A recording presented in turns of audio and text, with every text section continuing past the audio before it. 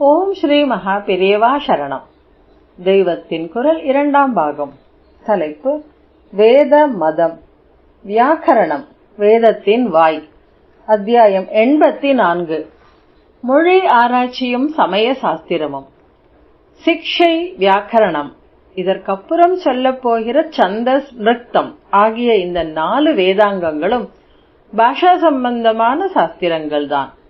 நம் மதத்துக்கு ஆதாரமான சாஸ்திரங்கள் என்று சொல்லிவிட்டு, இப்படி மொழி ஆராய்ச்சியாகவும், அதாவது லிங்குவிஸ்டிக் ரிசர்ச், இலக்கணமாகவும், அதாவது கிராமர், இன்னும் ப்ரோசோடி என்கிற செய்யுள் இலக்கணமாகவும் சொல்லிக்கொண்டே போகிறேனே.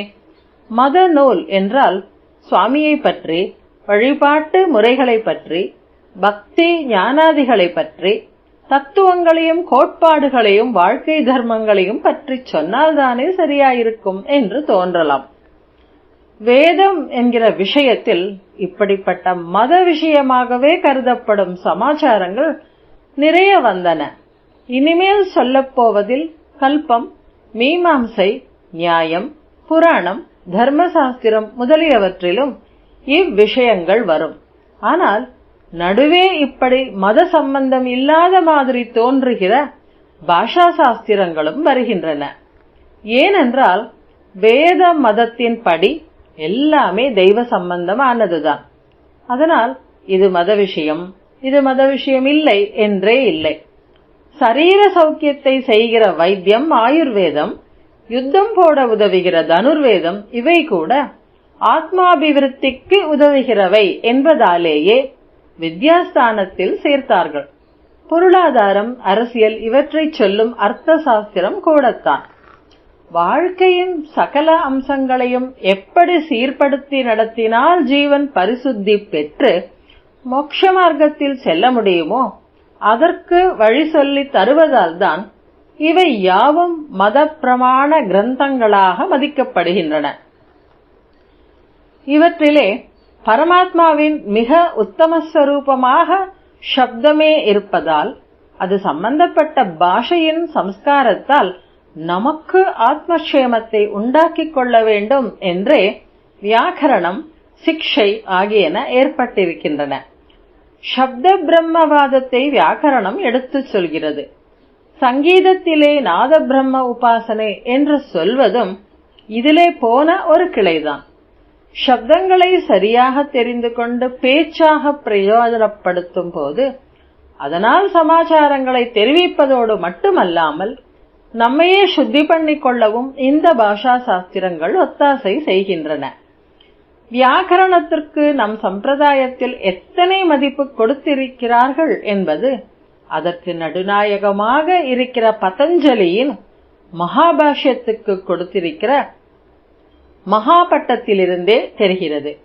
வேத பாஷ்யம், பிரம்மசூத்திர பாஷ்யம், உபனிஷத் பாஷ்யம், கீதா பாஷ்யம் என்று இப்படி பல பாஷ்யங்கள் பல ஆச்சாரிய புருஷர்களால் பண்ணப்பட்டிருந்தாலும் அவற்றுக்கு கூட தராத மகா டைட்டிலை இந்த பாஷா சாஸ்திரத்துக்கே தந்து பெருமைப்படுத்தியிருக்கிறார்கள். வித்வானான ஒருவனுக்கு ஒரு சாம்ராஜ்யத்தையே சாசனம் பண்ணி கொடுத்தால் எத்தனை சந்தோஷம் உண்டாகுமோ அத்தனை சந்தோஷம் மகாபாஷ்யத்தை படிப்பதிலேயே ஏற்பட்டுவிடும் என்று ஒரு வசனம் இருக்கிறது. மகாபாஷ்யம் வா பட்டனீயம், மகாராஜ்யம் வா சாசனீயம். பழைய ராஜாங்கங்களில் வியாக்கரண சாஸ்திர பிரச்சாரத்தை எவ்வளவு போற்றி வளர்த்திருக்கிறார்கள் என்பதற்கு வேங்கி சாசனம் மாதிரி சமீபத்தில் ஒரு சான்று கிடைத்தது. முன்னே சென்ட்ரல் ப்ராவின்சஸ், மத்திய மாகாணம் என்று சொல்லி சுதந்திர இந்தியாவில் மத்திய பிரதேஷ் என்கிறார்களே, அங்கே தார் என்ற ஒரு சமஸ்தானம் இருந்தது. இப்போது இந்தியன் யூனியனோடு சேர்ந்து விட்டது. அந்த தார் தான் கொடைவள்ளலும் கலைகளை எல்லாம் போஷித்தவனுமாகிய போஜராஜாவுடைய தலைநகரான தாரா என்பது. அந்த தார் பட்டினத்திலே ஒரு மசூதி இருக்கிறது. அந்த மசூதியில் ஒரு பொந்துக்குள் ஏதோ சம்ஸ்கிருத எழுத்துக்கள் தெரிவதாக வெளியிலே தெரிய வந்தது. ஆனாலும் அந்நிய மதஸ்தர்களின் இடமாகிவிட்டது. அவர்கள் அனுமதித்தால்தான் அங்கே போய் என்னவென்று பார்க்க முடியும். இதனால் எபிகிராபிக்கல் டிபார்ட்மெண்ட்காரர்களே ஒரு 10-15 வருஷம் ஒன்றும் பண்ண முடியாமல் சும்மா இருந்து விட்டார்கள். அப்புறம் சுதந்திரம் வந்து சில வருஷங்களுக்கு அப்புறம்தான் கொஞ்சம் கொஞ்சமாக அது என்ன என்று பார்க்க போவது போல் போய் அப்புறம் மசூதிக்காரர்களிடம் உத்தரவு வாங்கிக் கொண்டு அந்த பொந்தை பிரித்து பார்த்தார்கள். அதிலே ஒரு பெரிய சக்கரம் இருந்தது. அந்த சக்கரத்தில் ஏகப்பட்ட ஸ்லோகங்கள் எழுதியிருந்தது. அதிலுள்ள எழுத்துக்கள் தான் முன்னே தெரிந்தவை. ஸ்லோகங்கள் சொன்ன விஷயம் என்ன என்று பார்த்தால் அத்தனையும் வியாக்கரணம்தான். வியாக்கரணம் எவ்வளவு உண்டோ அவ்வளவையும் சக்கராகாரமாக பாடல்களாக அமைத்து ஆச்சரியப்படும்படியாக சார்ட் ரூபத்தில் எழுதி வைத்திருக்கிறது.